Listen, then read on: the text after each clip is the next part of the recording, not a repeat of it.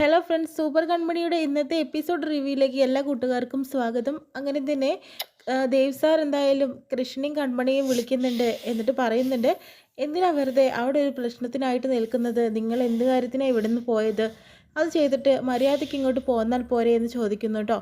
പക്ഷേ ഒരു കാര്യം ആ കേണൽ സാറിനൊന്ന് ഫോൺ കൊടുക്കുമെന്ന് പറയുന്നുണ്ട്. കേണലിനോട് പറയുന്നുണ്ട്, എന്തായാലും അവരെ വഴിപാട് കഴിഞ്ഞാലും അന്ന് വിടണ്ട, 2 ദിവസം കഴിയട്ടെ എന്ന് പറയുന്നുണ്ട്.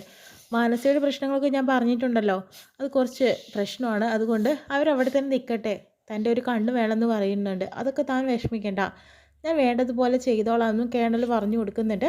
പിന്നെ ഈ സഹദേവനെയും സുമിത്രയാണ് കാണിക്കുന്നത് കേട്ടോ. അപ്പോഴത്തേനും സഹദേവനോട് പറയുന്നുണ്ട്, മാനസിക ഒരു സ്പെഷ്യൽ പ്രൊട്ടക്ഷൻ കൊടുക്കണമെന്ന് പറയുന്നുണ്ട്. ഇത് വനിതാ ജയിലാണ്, പക്ഷേ ഇവിടെ നമ്മളെ ആൾക്കാരൊക്കെ ഉണ്ട്, അവർ ചെയ്തോളും എന്ന് പറയുന്നുണ്ട്. പിന്നെ വരുണിൻ്റെ അനിരുദ്ധൻ്റെ കാര്യം ഞാൻ പ്രത്യേകിച്ച് പറയേണ്ടതില്ലല്ലോ, മേഡം ഒന്നും പറയണ്ട, എനിക്ക് അറിയാം എന്താ ചെയ്യേണ്ടതെന്നുള്ളത്, അതുപോലെ ഞാൻ ചെയ്തോളാം എന്ന് പറയുന്നുണ്ട് കേട്ടോ. എന്തായാലും തനിക്ക് പൊന്നമേട്ടിൽ എന്തെങ്കിലും ഒരു ബന്ധം ഉണ്ടോ എന്ന് ചോദിക്കുന്നുണ്ട്. എന്തിനാ മേഡം ചോദിക്കുന്നുണ്ട്. മാനസ പറഞ്ഞ കാര്യം ചെയ്യാനാണോ? അത് തന്നെ, അതിന് വേണ്ടിയിട്ട് തന്നെ. പക്ഷേ ഇവൻ അറിയുമായിരിക്കും അവിടെ ആരെങ്കിലും ഉണ്ടെങ്കിൽ. പൊന്നമേട്ടിൽ പരിചയമുള്ള ആരെങ്കിലും ഉണ്ടോ? ഒരു ചെറിയ കൊട്ടേഷന് വേണ്ടിയിട്ടാണെന്ന് പറയുന്നുണ്ട്. അങ്ങനെ മണീൻ്റെ നമ്പർ എടുത്ത് വിളിക്കുന്നുണ്ട് കേട്ടോ. മേഡത്തിന് തന്നോട് എന്തോ സംസാരിക്കണമെന്ന് പറയുന്നുണ്ട്. മണിയ ഒരു കാര്യം പറയട്ടെ, അവിടെ ഒരു കേണലുണ്ട്, കേണൽ ഫിലിപ്പ് എന്ന് പറയുന്നുണ്ട്. അദ്ദേഹത്തിൻ്റെ വീടിൻ്റെ മുന്നിലാണ് ഞാനുള്ളത് എന്ന് പറയുന്നുണ്ട്. അവിടെ ഒരു കൺമണിയും കൃഷും പറഞ്ഞൊരു അവർ വന്നിട്ടൊരു ചെറുപ്പക്കാരാണോ എന്ന് ചോദിക്കുന്നുണ്ട്. അതെ, അവരുമായിട്ട് ഞാനൊന്ന് നൊരസിയുള്ളൂ എന്ന് പറയുന്നുണ്ട്. അപ്പോൾ കൂടുതൽ എളുപ്പമായല്ലോ. അവളുടെ കഴുത്തിലൊരു താലിയുണ്ട്, അത് പൊട്ടിച്ചെറിയണം എന്ന രീതിയിൽ പറയുന്നുണ്ട്. നിങ്ങൾക്ക് എത്ര പൈസ വേണമെങ്കിലും ഞാനത് ചെയ്യാം, കൂട്ടുകാരനോട് പറഞ്ഞാൽ മനസ്സിലാവും എന്നെ എന്നൊക്കെ പറയുന്നുണ്ട് കേട്ടോ. അതിന് ശേഷം തന്നെ കൃഷ്ണനെ വക വരുത്തണം എന്ന് പറയുന്നുണ്ട്. എന്തായാലും മേഡം പറഞ്ഞതുപോലെ ഞാൻ ചെയ്യാം, ഇപ്പോൾ എൻ്റെയും കൂടി ശത്രുവാണ് അവരെന്ന് പറയുന്നുണ്ട്. പിന്നീട് കൺമണിയും കൃഷ്ണനും കൂടി അവിടെ ഇരിക്കുന്ന സമയത്ത് കൺമണിക്ക് നല്ലൊരു ടെൻഷൻ പോലെ, സർ എന്തോ ഒരു ഭയം ഉള്ളിൽ കടന്നു കൂടിയിട്ടുണ്ട്. മണിയനെ ഓർത്തിട്ടാണോ എന്താണെന്നറിയില്ല, വിഷമാവുന്നുണ്ട്, നമുക്ക് വഴിപാട് കഴിച്ചിട്ട് അങ്ങ് പോയാലോ എന്ന് പറയുന്നുണ്ട്.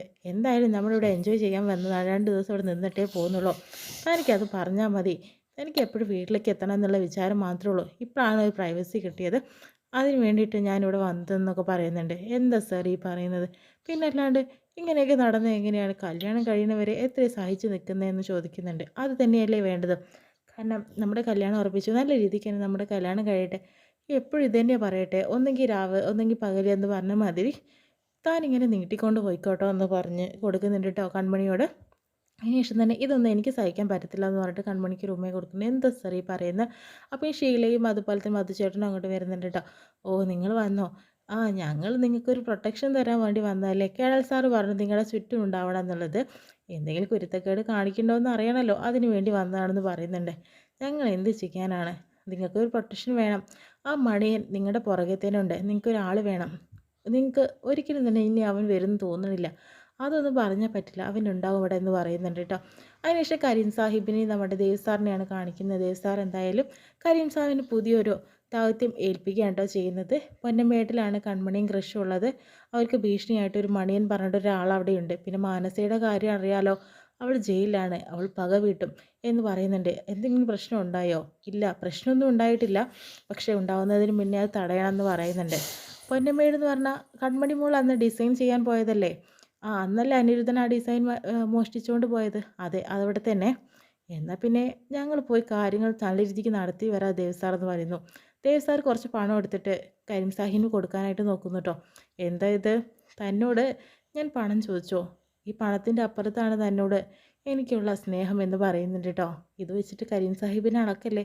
അല്ല, വഴിച്ചെലവിനും മറ്റോ അല്ല, ഇതൊന്നും എനിക്ക് വേണ്ട ആവശ്യമില്ല, താങ്കളോട് ഇത്രയിലും ചെയ്തില്ലെങ്കിൽ എൻ്റെ കടപ്പാട് എങ്ങനെ തീരുന്നു എന്ന് പറയുന്നത്. എന്നാൽ നമ്മൾ മക്കളെ നടക്ക് എന്ന് പറഞ്ഞിട്ട് അവരെയും കൊണ്ട് പോകട്ടെ പൊന്നമേട്ടിലേക്ക്. വരുണിനെ അനിരുദ്ധനെയും ജയിലിൽ വെച്ച് തന്നെ കാണിക്കുന്നത്. വരുണ് പറയുന്നുണ്ട്, എന്താണോ ഇവിടുത്തെ ഭക്ഷണമൊന്നും ശരിയല്ല, താനല്ലേ പറഞ്ഞത് ഇവിടെ ചിക്കൻ മട്ടൻ എല്ലാം ഉണ്ടെന്ന്, ഇവിടെ എന്താണ് സാമ്പാറും ചോറും, എനിക്ക് വിശക്കുന്നു, എനിക്ക് പറ്റുന്നില്ല എന്ന് പറയുന്നുണ്ട്. ചിക്കനൊക്കെ ഏതെങ്കിലും സ്പെഷ്യൽ ഡേയ്ക്ക് തന്നെ ഉണ്ടാവുള്ളൂ, അങ്ങനെയല്ലല്ലോ പുറത്ത് പറയുന്നത്. എനിക്കാണെങ്കിലും പൊറോട്ടയും ചിക്കനും വേണം, അതും പൊറോട്ട വെറും പൊറോട്ടയല്ല, കൊത്തു പൊറോട്ട തന്നെ വേണമെന്ന് പറയുന്നുണ്ട്. മര്യാദയ്ക്ക് ഞാൻ പറഞ്ഞതല്ലേ ഇങ്ങനെയൊന്നും ചെയ്യേണ്ട എന്നുള്ളത്, ഇപ്പം എന്തായി? ഇവിടെ ഞാൻ വിചാരിച്ചാലൊന്നും നടക്കാനായിട്ട് പോകുന്നില്ല, ഇത് കിട്ടുന്നത് കഴിച്ചിട്ട് മിണ്ടാണ്ടിരുന്ന വരുണേ, നിങ്ങളോട് ഞാൻ പഠിപ്പതും പറഞ്ഞല്ലേ ഇങ്ങനത്തെ ഒരു പ്രശ്നത്തിൻ്റെ പുറകെ പോകണ്ടാന്ന്, പക്ഷെ നിങ്ങൾ കേട്ടോ എന്ന് പറയും. നിങ്ങൾ എന്താ പറഞ്ഞത്? എനിക്ക് കൺമണിയെ കിട്ടിയിരിക്കണം. ഇനി കൺമണി കിട്ടാതെ ഞാനും അടങ്ങില്ല എന്ന് വരുണും പറയുന്നുണ്ട്. സഹദേവൻ അങ്ങോട്ട് വരുന്നുണ്ട്. എന്താണോ ഇവൻ പറയുന്നതെന്ന് ചോദിക്കുന്നുണ്ട്. എനിക്ക് ഭക്ഷണം നല്ല രീതിക്കൊക്കെ വേണം.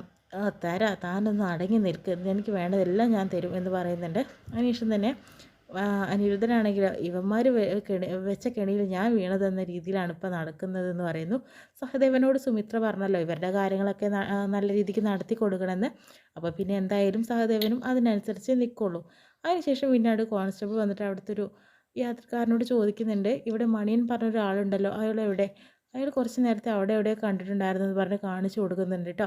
പക്ഷെ മണീനെ തിരഞ്ഞു വരികയാണ്. അതിനുശേഷം തന്നെ നമ്മുടെ വാസുകിയും അവരുടെ കൂട്ടുകാരെയും ഒക്കെ കാണിക്കുന്നത് കേട്ടോ. നമ്മുടെ രാജാവിനും റാണിക്കും ഒരു കുറവ് ഇവിടെ ഉണ്ടാവരുത്. അവർ അമ്പലത്തിൽ വഴിപാട് കഴിക്കാനായിട്ട് വന്നതാണ്. അതിന് നിറയെ പുഷ്പങ്ങൾ വെച്ചിട്ട് വേണം നമുക്ക് അവിടെ അലങ്കരിക്കാൻ എന്നൊക്കെ പറഞ്ഞിട്ട് കൊണ്ടുപോകുന്നു.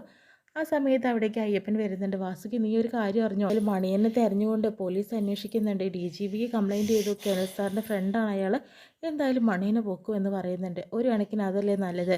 വീടിനും നാടിനും വേണ്ടാത്ത ആൾ അകത്ത് പോകുക തന്നെയാണ് വേണ്ടതെന്ന് പറയുന്നുണ്ട് കേട്ടോ. അതിനുശേഷം കോൺസ്റ്റബിൾ വന്നിട്ട്, നീയാണോ വാസുകി എന്ന് ചോദിക്കുന്നുണ്ട്. നിൻ്റെ ഭർത്താവ് എവിടെയെന്ന് ചോദിക്കുന്നുണ്ട്. അതെനിക്കറിയില്ല സാർ, മര്യാദയ്ക്ക് പറഞ്ഞു, എനിക്കറിയില്ല അയാളെക്കുറിച്ചെന്ന് പറയുമ്പോൾ പിന്നെ അവരങ്ങ് പോകുന്നു കേട്ടോ. നിനക്ക് അറിഞ്ഞില്ലെങ്കിൽ മറച്ചു വെച്ചിട്ട് കാര്യമൊന്നുമില്ല, ഞങ്ങളവരെ കൊണ്ടുപോകുമെന്ന് പറയുന്നുണ്ട്. പിന്നെ ഈ മണിയനാണെങ്കിൽ കൺമണി ഇങ്ങനെ നടന്നുകൊണ്ട് വരുന്ന സമയത്ത് തന്നെ അവിടെ നോക്കിക്കൊണ്ട് നിൽക്കുന്നതായിട്ട് കാണിക്കുന്നുണ്ട് കേട്ടോ. അവളുടെ താലി പൊട്ടിച്ചെറിഞ്ഞ് വലിച്ചെറിയണം എന്നൊക്കെയല്ലേ പറഞ്ഞത്. അത് കാരണം തന്നെ കൺമണി ഇങ്ങനെ നടന്നുകൊണ്ടിരിക്കുന്ന സമയത്താണ് മണിയൻ പുറകെ നിൽക്കുന്നുണ്ട് കേട്ടോ. എന്തായാലും കൺമണിക്ക് എന്തായാലും ആ ഒരു ദുരിതം വരില്ല എന്നുള്ള കാര്യം സംശയമില്ല. കാരണം കരീം സാഹിബ് എത്തുന്നുണ്ട്. പിന്നെ തൻ്റെ ജീവനോട് തുല്യം സ്നേഹിക്കുന്ന ആ താലി കൺമണിയുടെ കഴുത്തിൽ നിന്ന് ഒരിക്കലും തന്നെ പോവുകയില്ല കേട്ടോ. ഇത്രയും കാണിച്ചുകൊണ്ടാണ് ഇന്നത്തെ എപ്പിസോഡ് കഴിയുന്നത് കേട്ടോ.